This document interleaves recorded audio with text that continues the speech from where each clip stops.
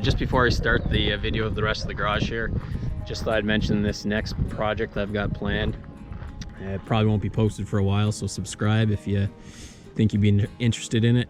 I've got this boat shed or shanty that's completely falling over and getting crooked. It's got this strange shed-like roof on it, and it's got to be completely torn down and rebuilt to match the house and to match the garage that I just built, with the same trim, windows, shingled roof, all that stuff. So if you think you'd be interested in that, subscribe so you don't miss it. Thanks.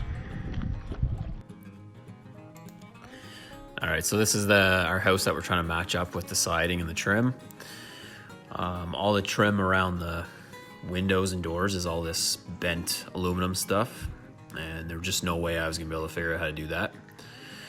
I think you gotta be pretty good with the aluminum brake to do that stuff. So I got this vinyl J trim. It's a lot wider than the typical stuff, and it matches up pretty good. So that's what I'm gonna use. So here's the molding. It's got a J trim integrated into it. And then there is a mounting strip that you have to buy with it. And that is what holds the window side part of the molding secure, because there's no way, once you get this on, there's no way to screw it into the window or screw it into the wall. So you screw this on first, and this molding clips into that. So then the other problem with these vinyl trim moldings is you can't make real miters, because vinyl needs to expand and contract all the time. So if you had an actual miter here, you'd end up with gaps or it pushing together or whatever. So you have to make a false miter, which means that the two side pieces sit underneath the top piece, and it's a fake miter like that.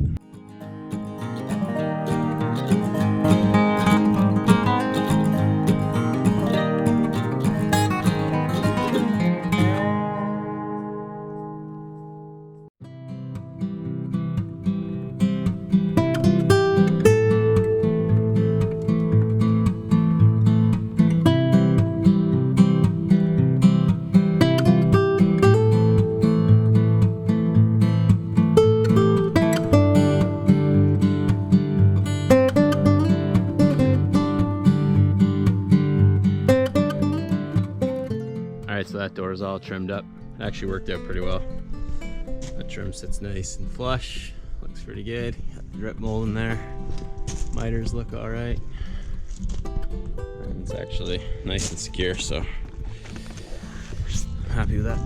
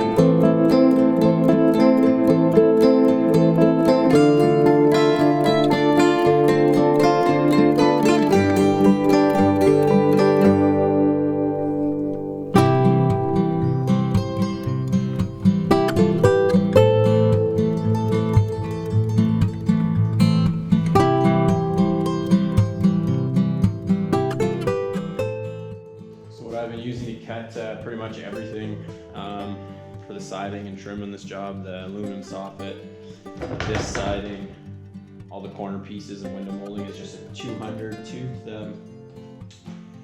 blade, and even in these sub-zero temperatures it hasn't chipped it or broke it or cracked it. So super easy. Use the miter saw, keeps everything nice and square instead of using snips and making crooked cuts and stuff like that. So that's what I'd recommend.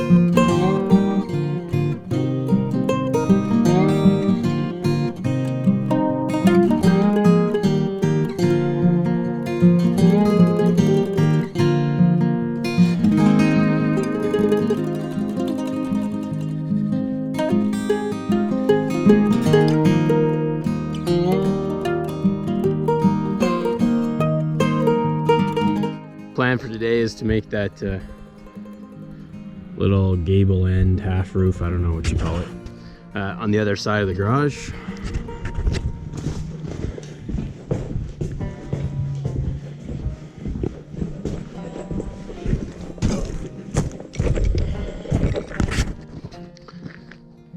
This side here. So hopefully that goes good. And to do that, the little eyebrows or mini trusses I got were from the actual truss company. It came with the package. Just come like that. I had to make some adjustments because they just weren't quite right.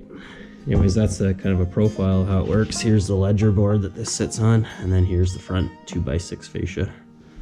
As I've done so far, I've got a string line going from the bottom of this fascia board all the way across, the same on the other side. So that's going to give me, when I'm putting the fascia board on those eyebrows, I'll be able to use this string line to make sure that fascia board is perfectly straight as I bring it over to the other side. And then I've got this chalk line all the way across, and that's a perfectly level from this string line to here, and that's going to be the bottom of my ledger board on the wall. So I'll be able to just screw in this ledger board nice and easy.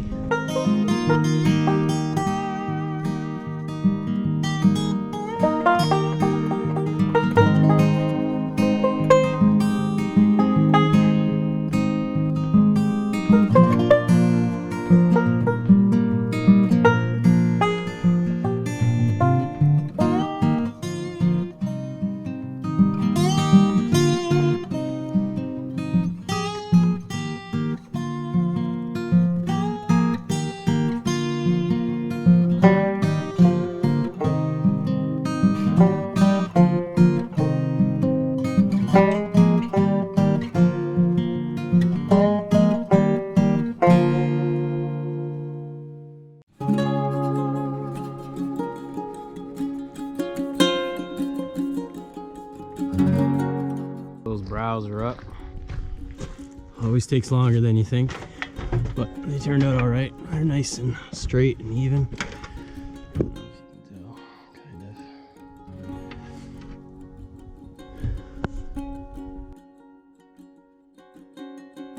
of. So not rocket science of how to do this. I'm sure you'd figure it out, but just put these fascia boards up on your own. I just stick a little block kind of halfway out so it holds it up for you while you're at one end.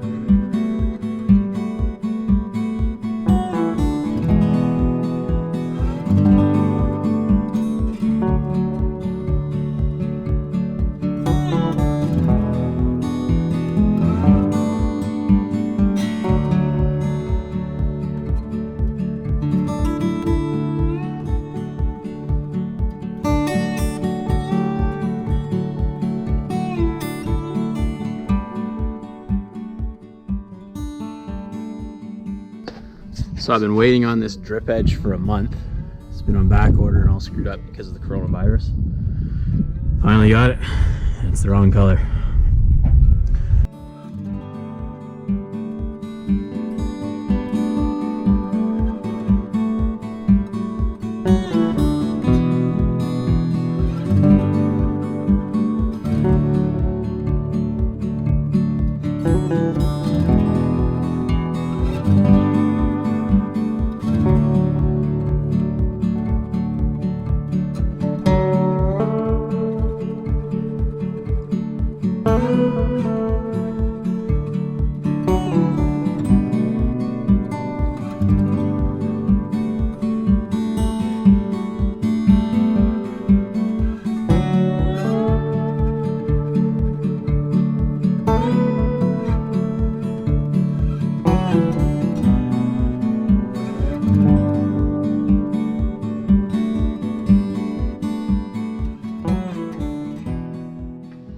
So I mentioned this in one of the previous videos of how to really cut shingles quick and easy instead of using a razor blade and going through blades and getting crooked lines and stuff like that. This gets it done really quick. I mean, you wouldn't want to do it up on a roof or anything like that, but if you know you got to cut a whole bunch at a certain width, this is a really good way of doing it. Just grab an old blade, anything will work. Maybe wear a face shield, obviously some goggles for sure. And it just cuts through like butter, nice and straight.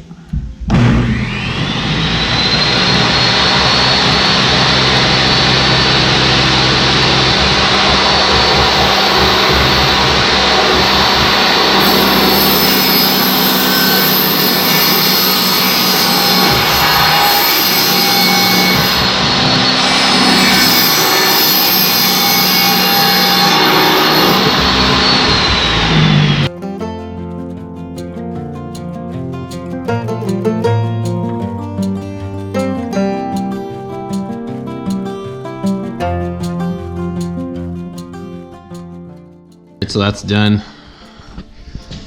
So this part here is going to sit up against the wall, the gable end. The siding will come right down on top, and then the water hits there and just drips off. And the shingles will be right under there.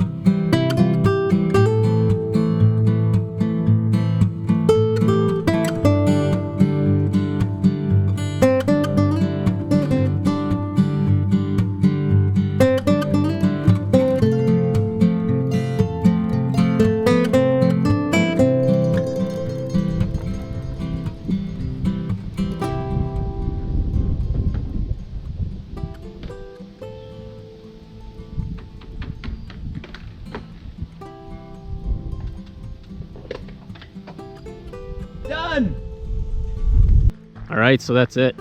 Yeah, the exterior is completely done. Still got to drywall, insulate, do electrical on the inside. That won't be for a while.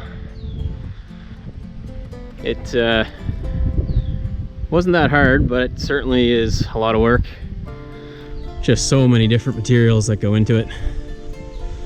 I'd do it again, but I'd definitely get a second set of hands and probably get some equipment to lift things up onto that roof. Thanks for watching. And stay tuned for that boat shed rebuild. I think it's actually gonna be pretty interesting.